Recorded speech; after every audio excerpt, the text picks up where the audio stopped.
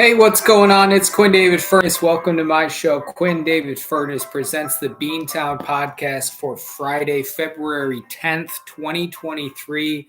What's going on? What's happening? How are you? My name is Quinn David Furness. I am the host of this show, the second unit line manager, the production assistant, wardrobe, costumes, makeup, all that good stuff. Speaking of makeup, I think we're the episode 5 of The Last of Us is dropping tonight to avoid competition with the Super Bowl. Although I heard HBO is releasing it or airing it during its normal Sunday night time slot as well, so they're doing a little double dip here. But there's some good makeup in that show, and they got the people with the fungi face and stuff, and it's pretty crazy. Just opened YouTube, saw this was happening. Well, welcome in. Thanks for being here on the show. Yeah, we're on YouTube. So if you're listening, you can find us Apple Podcasts, Spotify, Stitcher, Player FM, wherever you go. You can also check us out on YouTube. Beantown Podcast, Quinn David Furness. This is our Valentine's Day special for year 6 of the Beantown Podcast. We've been through a lot of Valentine's Days, and I'm excited for this one. I'll tell you right at the top of the show here, we've got some game show stuff we got to check in on. We've got a poem that I wrote 15 minutes before we went live here. We have got some heart-related trivia on the show. And most importantly, since Dry January is over, we've got a crafted cocktail here. If you can't see it, you're not watching, you're going to want to go over to the YouTube channel, check it out. The goal here is to guess what Quinn is drinking just from looking at it.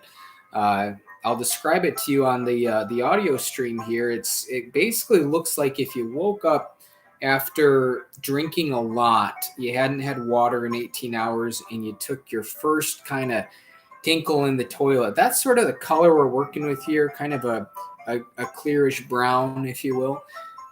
It's in a highball, and I'm playing around with it. We got the listener engagement. Thank you, saying amaretto sour, whiskey sour. It's probably pretty close to a whiskey sour. Yeah, I could have created my own brand new drink here, or I could have created something that's been around since the Stone Age. I don't know. Basically, I poured some whiskey in there, Canada Club, and then I topped it off with a little bit of lime juice and some carbonated water from the Soda Stream. And I haven't given it a taste. I've never made something like this before. As you all are well aware on this show, we usually just drink our whiskey straight with an ice cube. So I thought I would get a little bit creative here. Let's see how it tastes. Smells like whiskey. All right, pretty shitty.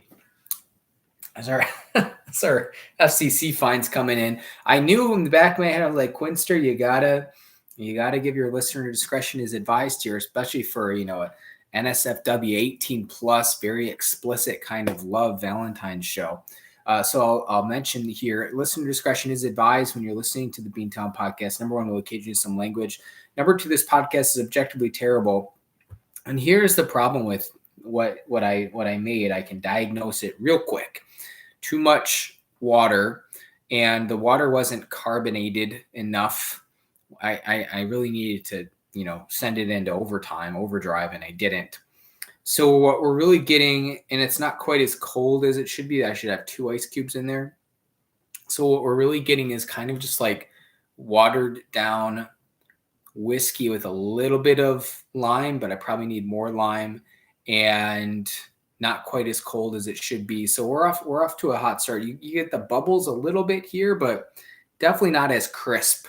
That's what I was really envisioning as I was crafting this 30 seconds before we went live on air.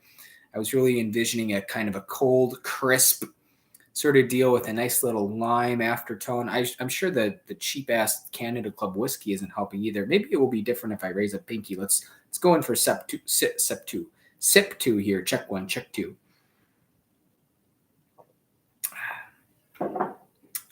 Probably one of the worst things I've ever made. And that's I don't really make cocktails, but in terms of its competition, we're talking honeycomb bread. We're talking undercooked tilapia, which is actually going to come up a little bit later on in the show here. Of course, it's Valentine's Day.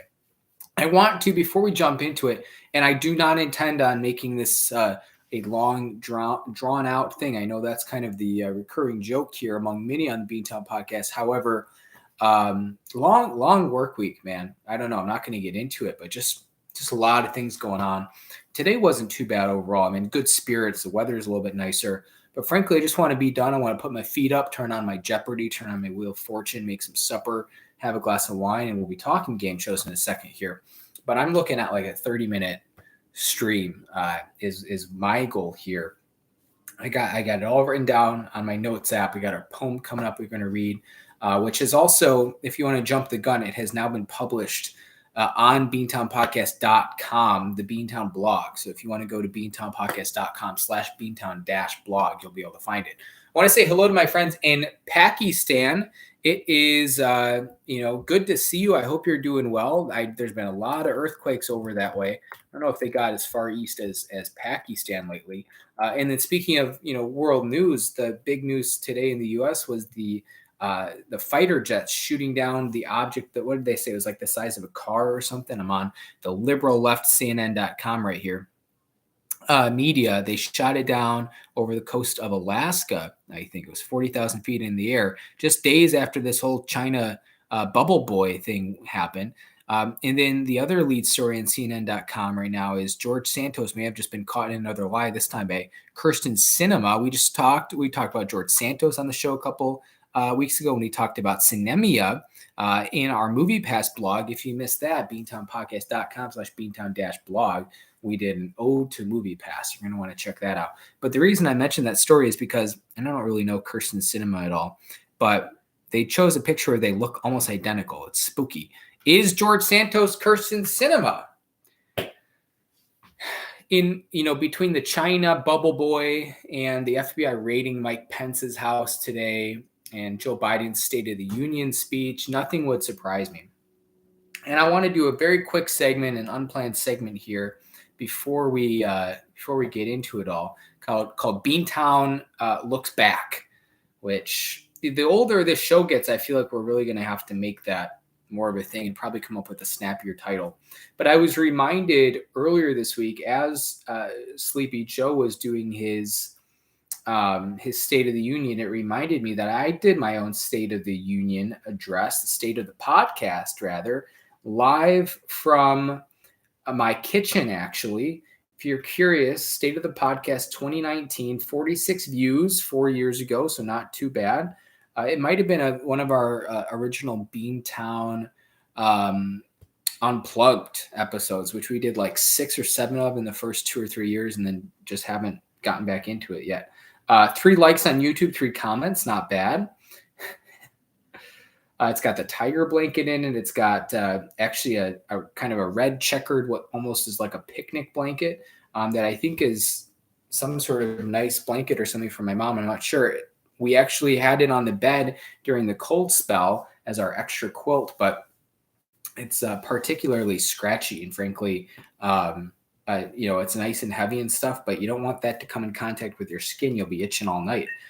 That was the backdrop of my State of the Podcast back in, I think it was like I was living in Baltimore, so it was like 2018 probably, year 1 of the show, maybe, I'm not sure, maybe year 2. Anyways,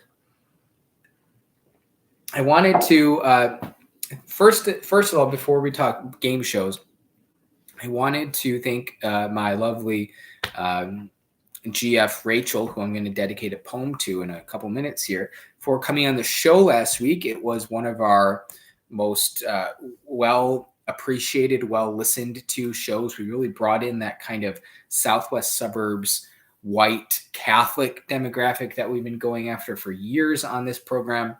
Thank you to Rachel for coming on. Her book review was fantastic. Her breakdown of The Bachelor was great.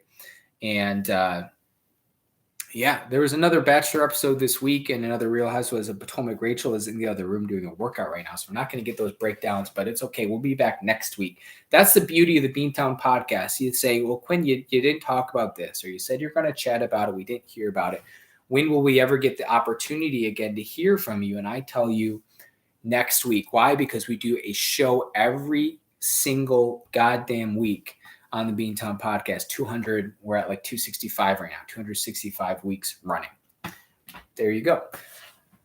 Okay, now, so for those of you who know us, you know that I watch, and this has become a habit in the last probably like a year and a half or so, but I will watch Jeopardy and Wheel of Fortune every single day, pretty much without fail. And usually do back to back. I go Jeopardy first, so I can really exercise my brain cells, and then I kind of just coast with Wheel of Fortune. I actually saw on Reddit the other day someone said that they do the opposite order. They kind of get the Wheel of Fortune out of the way early while they're cooking dinner or something like that, and then switch to Jeopardy. I don't like to watch either while I'm cooking dinner, because if I'm cooking dinner, my focus needs to be on the cooking. And Wheel of Fortune is just one of those games where if you're not actually watching and you're just listening, I understand sort of the comfort aspect of it, but it's you can't solve a puzzle, frankly, when you're not looking at the screen. I was watching, this is not really a big point or anything, but just an idea for the execs over there in Studio City, Burbank, wherever they shoot that show, whoever owns it. I don't know who owns or runs Wheel of Fortune. It's like Sony Pictures or something like that. Cutthroat Wheel of Fortune. And really, we could do a whole podcast on this and expand on this idea, because there's a million things you can do with Wheel of Fortune. But one very simple twist, very simple change that I would like to see, if you're missing the YouTube stream, I'm doing this cool hand motion that I think we could integrate into NFL officiating maybe somehow. I don't know. Sort of a twist action. It's all on my wrist, a wrist twist. Basically, so when you win in Wheel of Fortune, you get to go to the bonus round, and you got nothing to lose, which is the key phrase. You go to the bonus round, you spin the cool wheel, you get any sort of prize, 40,000, a car, 50 grand, 100 grand, whatever. Here's my twist. Some of you keen observers might know where I'm going with this. When you win in Wheel of Fortune, you have to decide. The prizes are all the same. You have to decide if I'm going to keep what I won in the regular play and just not play the bonus round, or if I am going to play the bonus round, see what happens, and if you lose, you go home empty-handed. Now, there is an idea for you, and I think, to make it more tantalizing, Tantalizing, you could maybe get one extra consonant. So you have RSTLNE, and then instead of calling 3 consonants in a vowel, you would get 4 consonants in a vowel. Or let's say this to even up the ante a little bit more, pushing to the edge, right? You get your 3 consonants in a vowel and then one more letter. It can be whatever letter you want, consonant, vowel, Greek letter, whatever you want. There's my idea for Wheel of Fortune. So it'd be interesting, because it's like, it depends on the person who wins, obviously, and what their financial situation is. But then sometimes you'll see some real low winners too. Oftentimes, because they count the trips cash value towards your total amount, you'll see people who win Wheel of Fortune all the time who won the prize puzzle and get a toss up, and that's it. So they'll win with $10,000 will be the high score. But in reality, it's an $8,000 trip and $2,000 cash, which after tax, and you get tax for the trip as well, so that comes out of your $2,000. You're probably walking away with a nice trip and I don't know what, $1,200, something like that, which is cool. Yeah, I would love a nice trip and $1,200, but it's sort of $1,200 in hand, a 5-day awesome experience, or I could really exercise I could push my luck here, and I could try to win 50 grand, all cash, and then after taxes, whatever that is, 38 grand, something like that. 38 grand cash in hand versus 1,200 and a nice trip for 5 days. I know it's a sure thing, the trip and everything, but I don't know. That's a tough call. Now it obviously gets tougher and tougher. If you got someone who walks away with 25 grand all cash, it's still, oh, I might try to double up. It's truly double or nothing. I think we would add the extra letter. We would up the antes with the prizes a little bit, because I feel 99% of the prizes on that wheel are just the baseline 40 grand, which is great. Don't get me wrong, but I don't know. I think, Wheel of Fortune, if you're listening, if you're a longtime fan of the show, make this a primetime tournament or something. It could be fun. It's basically like Wheel of Fortune, but with a little bit of let's make a deal thrown in. I would enjoy that. The other game show anecdote I wanted to mention was a really bizarre thing that happened on Jeopardy yesterday. And I can't dedicate the time nor the space, and no one has the interest to really dig into it all the way. But essentially, what happened was it was the very end of the game, end of the double Jeopardy round. There were like 3 or 4 clues left on the board. There was one daily double left, and it was a very close match at the top between the top 2 players. And the lady who ended up winning, so it didn't hurt her in the end, but she had control of the board. She was answering clues correctly. There was a bunch of 400s left and a 2,000 left. And the daily double can only be behind the 2,000 because daily doubles can't be behind a 400. So they knew exactly that, that $2,000 clue in chemistry, mind you. So look, I get it. Like if you're not into chemistry and it's a 2,000 value clue, so it's going to be extremely difficult. I get it. It's like, yeah, I don't really want to deal with that, but you're at that late of the game. This lady's winning by like $800 and she keeps avoiding it. And what ended up happening was the guy who was the one-day returning champ, they were both avoiding it. And he ended up getting it just because it was the last clue on the board, I think. And then he got it right. And that he ended up going into being in the lead going into Final Jeopardy. But and then he didn't get it. The lady got it. She won, whatever. Happy ending for her. But I just can't. I was telling Rachel this as we were watching it. Like, look, I wouldn't be jazzed about finding a $2,000 level daily double in chemistry. And I didn't know it. Okay. Let's be upfront about that. Something with rare earth metals. I don't know. But it's like how can you get that far and then be in that position and just be like, no, I don't want the daily double. Like those are the lifeblood of the game. If you don't feel good about it, then risk $100, but you can't leave. This is what I said. I can't imagine getting all the way to Jeopardy, once in a lifetime opportunity, and playing to lose, or I guess more accurately, playing not to win, like playing to not go for that chance. You can bet it all, get it wrong, get it right, whatever, or you can bet like $5 if you want, which people have done on daily doubles in the past. But just you got to take control. As Al Yankovic would say, grab life by the lips and just yank. Excuse me. Which is really kind of a play on his own last name. But I just don't understand getting that far to Jeopardy and knowing there's a daily double in there. Yeah, you play to win the game. Thank you, YouTube.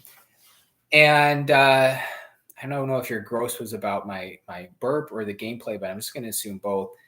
Yeah, I can't imagine getting that far and be like, you know what? I'm not really going to do a daily double today. So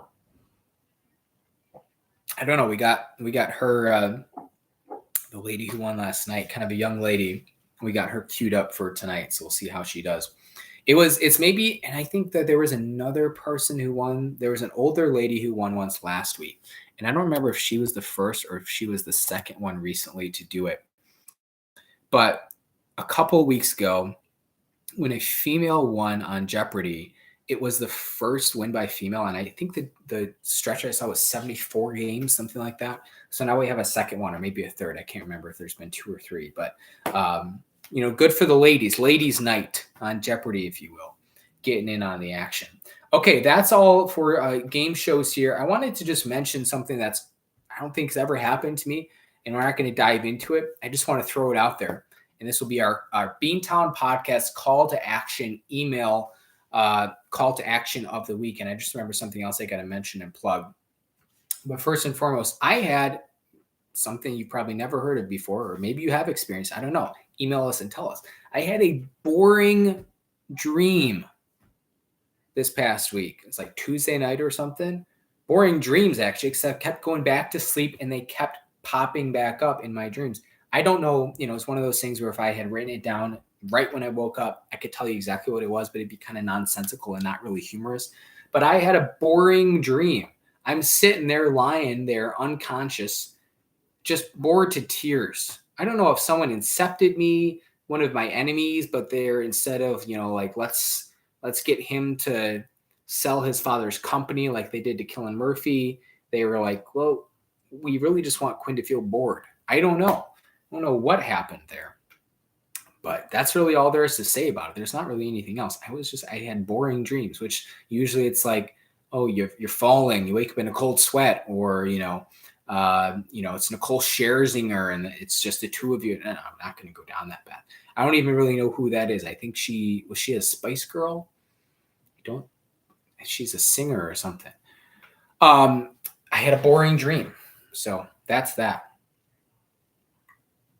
And the one thing I wanted to plug here, then we're going to just quickly say thank you to our sponsors. They're going to we will finish up with our poem and our heart trivia, because I promised you a tight 30, and I'm very passionate about that today. We have set the date, which I think we mentioned last week, but we have set the date for our 6th annual Beantown Podcast Pledge Drive Telethon fundraiser. I know we were talking about it last week because we talked about Jerry Lewis and Jerry Lee Lewis, but it's going to be Sunday this year, the last Sunday of the month, which I believe is the 26th of February. I don't know if I set an exact time yet, but let's just say 2 p.m., okay, for shits and giggles. The GoFundMe is live, and I'm going to be going into an aggressive campaign this week and next week to get those donations in. We've got our donor tiers are out there. They're live. You can check them out.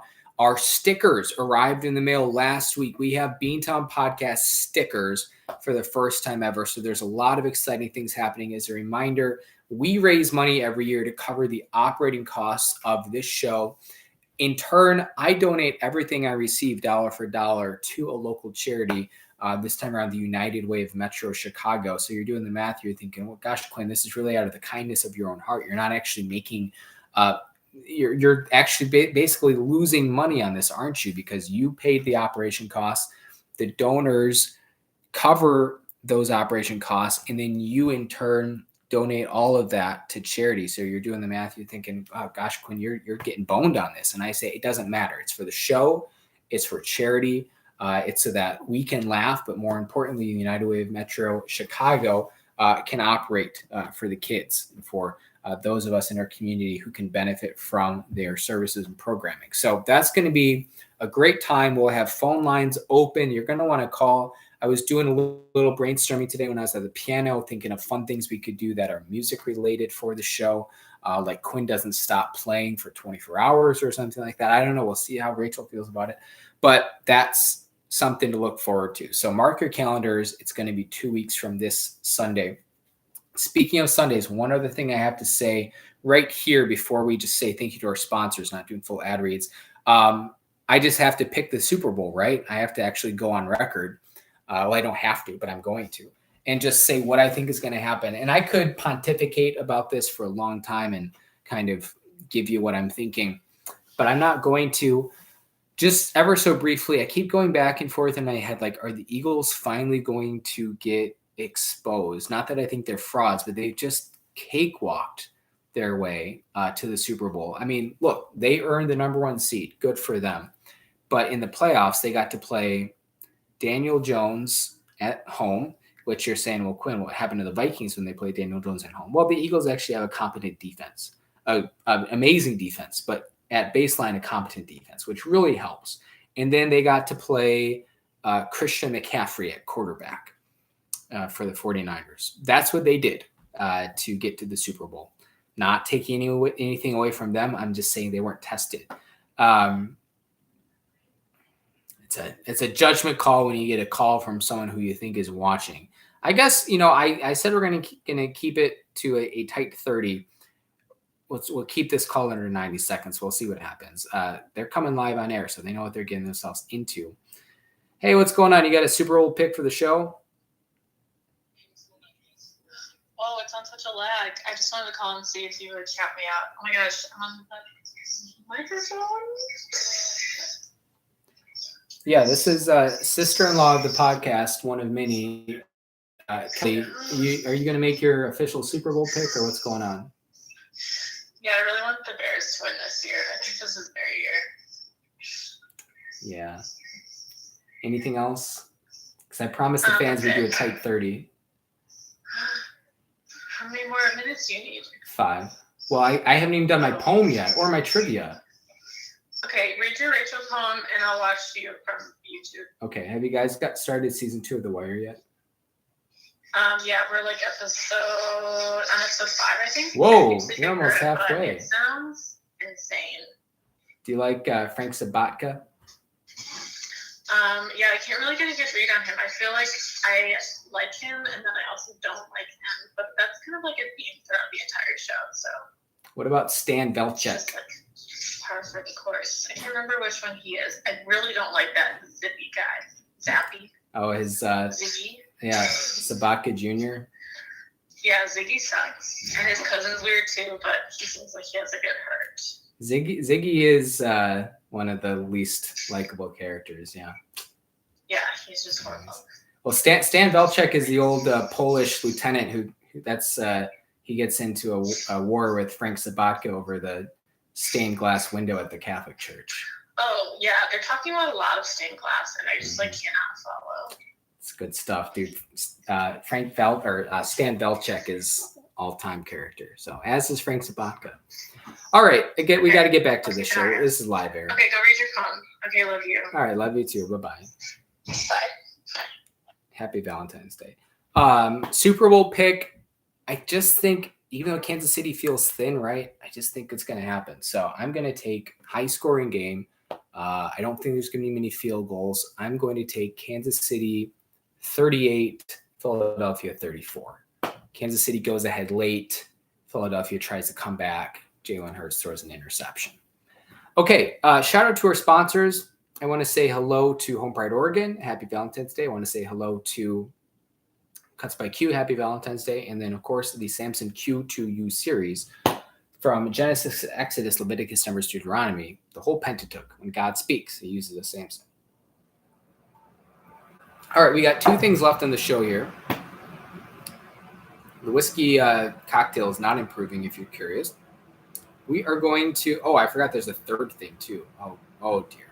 We're going to go past 30, but I'm going to move fast. Not at the not to sacrifice the integrity of the show, but I realized I had wanted to know, I was on the bike about 2 hours ago, and I wanted to know the origin of the heart shape that we all know and love, which is not what your anatomical heart looks like. I want to know, hey, what's the deal with that? And so I found a very brief article that I'm going to read live on air that I did not read. I did not vet. So we're going to see what's up with that. First, let's read our poem. This is dedicated to anyone who's ever loved, more specifically, my lovely GF, Rachel. And I wrote this down furiously before we started streaming, and I hadn't proofread it. So we're just going to see what it is. It's not, if I had a couple years to work on this, I think I could fine tune it slightly. I'll be the first one to like this and the first one to reblog it. I don't actually know what happens if I reblog a post, so we're not going to do that. But again, this is live on air if you want to read along with us. beantownpodcast.com/beantown-blog. It's titled Love Is. Love is like a flower blossoming from a small seed into something big and beautiful. Love is like a bear hug, warm and welcoming and always soothing. Love is like Benjamin Button. It doesn't get old over time. Love is like money. The more you have of it, the better. Love is like the Old Testament, scary and violent sometimes, but a happy ending. And to be honest, I don't really know how the Old Testament ends. It's one of those minor prophets. I don't think there's a lot of fanfare. Love is like the Aral Sea, dry and salty at times, but it used to be a key source of water for millions of Central Asians. Love is like this poem, often meandering and confusing, but you find a sense of comfort in it. Love is like the 1976 Tampa Bay Buccaneers, new to the world and full of losses and disappointment, but brimming with hope for the future. Love is like Evan Williams whiskey, which is not what I'm drinking right now, by the way. Cheap and throat burning, but always there for you when nothing else is going your way, aka me, my sophomore year of college. Love is like the George Thorogood and the Delaware Destroyers, loud and cacophonous, but reassuring and gentle all at once. There's a typo on that one. I got to fix that later. Love is like the food poisoning I got from undercooked tilapia. I mentioned that would come back. In December of 2015, fishy and slimy at times, but still warm. Love is like the food poisoning I got from the Chinese restaurant on Sheridan in November of 2016, spicy and full of GMOs. Gone in an instant. That one was real fast. And love is like the food poisoning I got in the Dominican Republic in June of 2021. Super scary. And finally here, love is a mystery. It is the Wild West. almost finished Sidebar with Blood Meridian. I got 2 chapters left. It doesn't play by any of the rules. It's almost a great palindrome. Happy Valentine's Day from all of us at the Beantown podcast. So there you go, our live debut of Love Is. Well, it's already been published, but maybe some sort of scientific journal or something. I didn't ask Rachel, but it could be good to be read at the wedding. Instead of vowels, we could alternate lines. Okay, here we go. And we're over 30. I apologize. I have 2 things left. This is from Tampa. Speaking of Tampa Bay Buccaneers, it's the Tampa Cardiovascular Associates website. And this article is titled How the Heart Shape Got Its Name and Why It Looks Nothing Like the Human Heart. All right, this is from September 30th of 2020. We all had a lot of free time on our hands. YouTube says not to be confused with Bob Goff's Love Does. Not to be confused with that. I don't even know what that is. Look it up later. If you did, okay, here's our article here. If you didn't study anatomy at all, and I will mention, shameless plug, you got an A in homeschool anatomy and physiology in 10th grade. So this article is not really for heart buffs like me, but I'll read it for the fans. If you didn't study anatomy at all, you might assume the heart shape such that we use, badly written, it's worse than my poem, assume that the heart shape such that we use for Valentine's Day cards was what was at the core of our being. I picked a bad article. The muscular organ that runs our body in reality is not shaped much like the heart shape at all. So where did the Valentine's Day heart come from? The conventional heart symbol is used to express the idea of love or adoration. You know what? I'm gonna move past this bullshit here. I need the history. Here we go. The heart shape we all recognize and use originated back to an ancient plant known as the silphium, Silphium. It was a species of giant fennel grown on the North African coastline near the Greek city of Cyrene, Cyrene. It was used as medicine, a flavoring spice, but more importantly as birth control. Because of this, it was linked with sex and, of course, love. There's also speculation of it being modeled after human anatomy of the breasts or buttocks, as well as that of water lily, leaf, or ivy. The first depiction known was in the 1250s. That's older than I would have thought. It showed up in a French romance called Roman de la Poire, meaning romance of the pear. But others question if that wasn't just an upside-down pear, ... Medieval. I love when you add the extra, not really adding an extra syllable to medieval, but just really emphasizing it so it can be like 6 syllables, medieval. Art also showed some heart-like shapes in the early 1300s. The famous Italian painter Giotto did a painted depiction of Charity in the Scordinge Chapel, in which a heart is given to Jesus. This painting had a big impact on the use of the shape of the heart going forward and representing the human emotional range in visual form. A big painting like Frank Sabatka. Interestingly, until the later 1400s, the heart was usually shown upside down. At the beginning of the 1500s, it flipped in images to the heart we see today point at the bottom. The heart shape is used worldwide to represent love, emotion, and catering. It is widely accepted as the link shape to the human heart, despite the anatomic differences. Tomical. All right. Give Tampa Cardiovascular Associates a call at 813-975-2800. I was going to say my phone number ends in 2800, but that's not true. It doesn't. TampaCardio.com. There you go. Okay, last thing here, and then we're done. Heart trivia. Well, I'm sticking to the promise I made to you all at the beginning of the year that we're going to commit to trivia, have it be an important part of our show. As always, you can email your, guesses to beantownpodcast@yahoo.com. Again, this beantownpodcast@yahoo.com. But unlike a lot of those big name podcasts, I don't make you, wait till the next week to, reel you in for the trivia answer. I just say, pause now if you need more time to guess, but otherwise I'm going to reveal the answer. So here we go. It is Valentine's Day, so it is heart trivia. And I actually wrote down the question this time, so it wouldn't just be rambling. Go loser. All right, heart trivia. Here we go. The animal heads are going to love this. The zoologists will feast on this. All right, this class, and I use class loosely because I was doing some research on it and I couldn't tell if it was like the official class, kingdom, phylum, class, order, family, genus, species. I don't think I've missed anything, did I? Kingdom, phylum, class, order, family, genus, species. Pretty good. Looks like anatomy and physiology wasn't the only thing Quinster got an A in high school. Okay, so I use it loosely because I don't know if it's an official class, but I don't think anyone other than the zoo heads out there are really going to raise a fuss if it's wrong. This class of marine animals, known for their muscular hydrostats. Muscular hydrostats. If you know what that means, it would be helpful. Are unique for having not one but 3 hearts. I'll give you a hint eventually, I promise. But this class of marine animals, known for their muscular hydrostats, are unique for having not one but 3 hearts.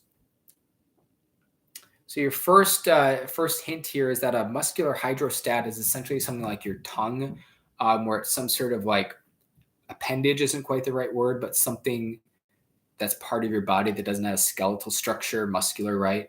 That is like used for some sort of function. Like your finger is not a muscular hydrostat because there's bones in there, but your tongue is. And I don't know if humans really have like muscular hydrostats other than their tongue. But there are lots of those sorts of things in nature. So there's hint 1. Hint 2, this might help you out. So again, we're looking for the class. The nautilus, one of my favorite animals, is part of this animal group. Group is really the best word for it because I don't know if it's an official class. So again, the nautilus is part of this animal group. And your final, that's it for your hints. You do get a bonus point if we're keeping track of year-long year 6 trivia answers, which could be fun, but not actually going to do it. Your bonus point is if you can spell the answer correctly, which I don't think is terribly difficult, but you probably have to make like one judgment call on a vowel in the middle. We'll see how it goes. Okay, so pause if you want more time to ruminate, elaborate, etc. The answer to this, the class of marine animals known for their muscular hydrostats are unique for having not one but 3 hearts. We've got a YouTube guest. Their guest is mollusks. Not a bad guess. It's not what I was looking for, but if you want to pull out the stats and the info to say, no, this is technically correct, I'm happy to right my wrongs. The answer I was looking for was cephalopods. Cephalopods. And for your bonus point here, we, according to my research, we're going to spell it CEPHALOPOD, optional S if you want to make it plural. Cephalopods, things like squids. A mollusk might be part of a cephalopod. I don't think so. I think of cephalopods as like squids, octopus, nautilus, of course. I think mollusks are probably related to like mussels and snails and clams, probably, but I actually don't know. I memorized the order of, kingdom, phylum, class, whatever, but I didn't learn that much more about marine biology in my high school biology class. I did take one intro to life science class, Bio 101 at Rock Valley College with a lab, nailed it, got an A there too. But again, it was a lot of like chromosomes and meiosis and parts of the cell. We didn't really get into the marine wildlife so much. I shot for a type 30. I totally forgot about the origin of the human heart from our friends at Tampa Cardiovascular. But that's what I had for you. I want to thank everyone for listening. Thank you to YouTube for tuning in. It's good to see you. I decided to do a YouTube stream just so I could connect with you all as we do our trivia, as we do our poem. I'm sure Rachel's just going to be watching that on repeat over and over and over and over again. But we just haven't gone live on video yet at all this year, I don't think. So I just wanted to say hello, especially if you're in Pakistan. Probably got a sunrise coming up real soon here, so that's pretty nice. That's what I got for you. We will exit now. We will go enjoy our Friday night, have some wine, maybe watch Last of Us, fungal people, who knows. We'll see how, check in on Bill and Ted, who were introduced last week. We'll see how they're doing. And that's what we got. So I hope all your wildest dreams come true. Thank you, YouTube. It's good to see you. And thanks to our callers in live on the air. Don't forget to save your minutes for Sunday, February 26th, 2 weeks after the Super Bowl. Isn't it, whoever shows the Super Bowl, they always like premiere a new show after the Super Bowl and they advertise the hell out of it. That's what we're doing with the Beantown podcast this year. It's not, immediately after the Super Bowl. It's not, an hour after, the show Super Bowl ends, but it's 2 weeks after the Super Bowl is really what we're promoting this time around. But that's okay. It's still within that window, I think. Beantown Podcast 6th annual Pledge Drive Telethon fundraiser in honor of Jerry Lee Lewis. Okay, that's what I had for you, everyone. Thanks for tuning in. YouTube, adios. Good to see you. We'll get our outro music going from the audio end of things, and that's what I have for you. So YouTube, I will check you out later. Bye-bye. And